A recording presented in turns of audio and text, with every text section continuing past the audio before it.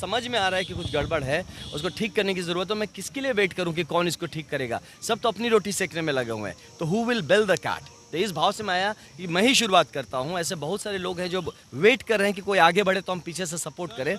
तो अभी लोग आ गए हैं, साथ में जुड़ रहे हैं, और आई एम श्योर कि वो जो मेरा सपना का, जो क्लास 8 का मेरा सपना था आईपीएस ऑफिसर का, वो मैंने अपनी जवानी भरपूर, जो मेरी मतलब एकदम यंगेस्ट एजेस जो है मैंने अपने उसमें गुजारे। और मैं अगर फिर से जन्म लूँगा तो मैं फिर से आईपीएस ऑफिसर बनना चाहूँगा, और फिर से अपनी जवानी पहले मैं वहाँ देना चाहूँगा, और उसके बाद ही मैं आगे बढ़ूँगा। हमें और भी सुना है सर कि बक्सर की सेवा करने के लिए आपने कहा जो हम बक्सर की सेवा करना चाहते हैं, इसलिए आईपीएस का आपने इस्तीफा दे दिया।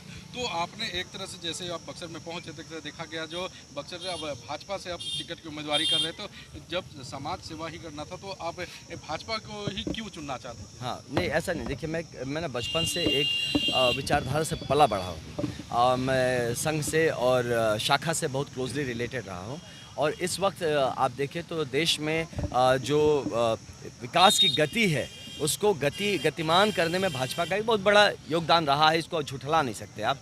माननीय प्रधानमंत्री जी का जो अप्रोच रहा है, बड़ा प्रोग्रेसिव अप्रोच रहा है। लेकिन ये भी दिखा है मुझे कि पूरी करके बता देते हैं। हाँ, लड़का भी आपका सपोर्ट रहा है जी, चुनाव कितना आसान हो गया। हाँ, तो भैया बता देते हैं इस बात को।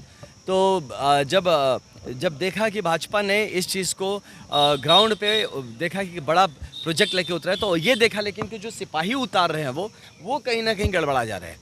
वो मतलब जिस मजबूती से आपके विजन है, इसीलिए जो लोग जुमला उमला का वर्ड दे यूज़ करते हैं, क्यों करते हैं? क्योंकि आपके विजन बड़े हैं, लेकिन आपके कार्यकर्ता जो हैं वो इंटरेस्टेड ही नहीं है आपके विजन को ज़मीन पर उतारने के लिए। तो हम जैसे लोगों को, जो आपके विजन में भरोसा रखते हैं, उनको आना पड़ेगा आगे। और देखिए, ये जितने आपके कार्यकर्ता हैं जो कि आपके विजन को लेकर सीरियस नहीं है, और जिनके कारण आपको जुमलेबाज और ऐसी बातें सुननी पड़ती हैं, उन लोगों को रोकने के लिए हम जैसे लोगों को आना बहुत ज़रूरी है। और हेमंत जी के आने के बाद मैं आपको यही बताना चाहूँगा कि कल मैं गया था वहाँ पे, उनके गांव पे गया था। माननीय हमारे जो एक्स एमपी थे लालमुनि चौबे जी, स्वर्गीय लालमुनि चौबे जी, उनकी मिट्टी को प्रणाम करके आया। उनको अपना पूरा जितना सत्कार हो सकता मैं दे के आया। मैं बड़ा प्रेरित हूँ उनके पर्सनालिटी से, उनके जीवनी से, कि आप अगर देखें तो वो एक इंसान ऐसे रहे जिसने जीवन में सिर्फ दिया ही दिया है, कुछ लिया नहीं है।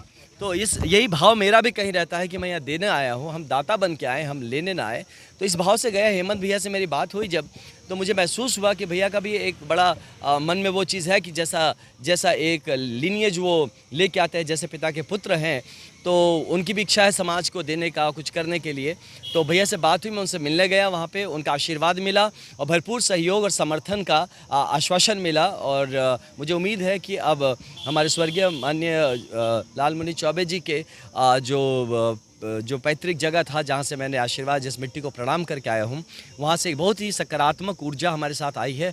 और लोगों में भी ये बात समझ में आएगी कि अब ये वक्त आ गया कि एक सकारात्मक राजनीति शुरू हो। आपके लिए तो और आसान हो गया।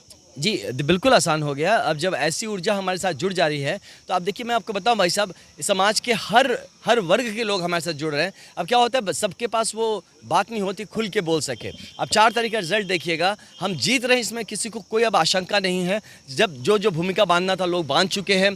जिसको जो देख सा, जब त्रिया प्रपंच, जिसको जो बनता है, सब कोशिश करके देख लिया लोगों ने। लेकिन अब की बार जनता का जो मूड है, और जनता ने ये ठान लिया है कि अब की बार बक्सर जीतेगा। तो इसमें ही कल जो ऊर्जा प्राप्त हुआ हमें स्वर्गीय लालमुनि चौबे जी के क्षेत्र से, तो मुझे पूरा यकीन है कि अब की बार हम बहुत भारी मतों से जीत भी रहे हैं, और क्षेत्र के लिए काम का डंका 5 जून से ही हम बजा देंगे। कल मोदी जी आए थे, आपका ही वहाँ पर कल मोदी जी आए थे, हम देखे कि वहाँ पर आपका कार्यकर्ता काफी आपका पोस्टर लेकर प्रचार कर रहे थे। नहीं, देखिए, कार्यकर्ता का तो काम ही यही है। अब हम तो, ये पॉलिटिक्स है, तो प्रचार तो करना हमारा हक बनता है ना। सब लोग जिसको जहाँ मौका मिल रहा कर रहा है। और मोदी जी ने भी सबसे पूछा भाई कि देखिए, बक्सर में के बारे में पूछा उन्होंने, आपको उनका स्पीच देखिएगा, उन्होंने पूछा भाई आनंद आ रहा है कि नहीं आ रहा, तो सबने बोला आनंद आ रहा है। तो बस मोदी जी भी कहीं ना कहीं एक अपना आशीर्वाद दे के गए, और हम भी उनके भक्त हैं, और उनका आशीर्वाद मिला। और मुझे पूरा यकीन है कि बक्सर की जनता दिल्ली में मोदी जी को चाहती है, लेकिन यहाँ से हमारा सेव छाप और आनंद मिश्रा को ही अपना प्रतिनिधि बना के भेज रही है।